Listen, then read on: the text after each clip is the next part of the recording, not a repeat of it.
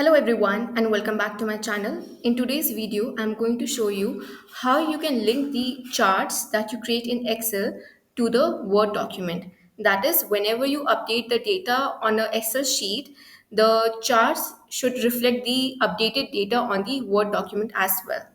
So currently I have an Excel with me with a data set of of a list of people with their salary, and I will quickly insert a chart for them. So I select the data and I insert a chart. Now this chart is basically showing what is the salary for each of the employees. Now let me open a Word. What I'll do is I will select this chart. I'll press Control C, and in the Word document, I will press the right hand key and select this option. In the paste option, select the option that says keep source formatting and link data. Select this and the chart will get pasted. So now I have my Excel and my work document placed side by side. So let's see if I change the data in the Excel sheet, does the change reflect on my Word document as well?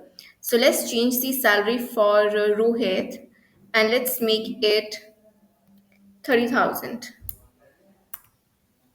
Okay, so now the salary for Rohit has changed from 20,000 to 30,000 in both the Excel and the Word document. So this is how you can link your Word documents to the Excel sheets as well. So this is very useful because whenever we create documents in Word and we try to copy paste the charts, sometimes we think that the charts cannot be linked, but they can be linked. And after linking the charts, the advantage is that we don't have to copy paste the new data in the Word again and again. So this is a very useful trick, and the way to do is that whenever you right click on your screen, you will get a set of paste options, and the option you have to select is this option which says keep source formatting and link data.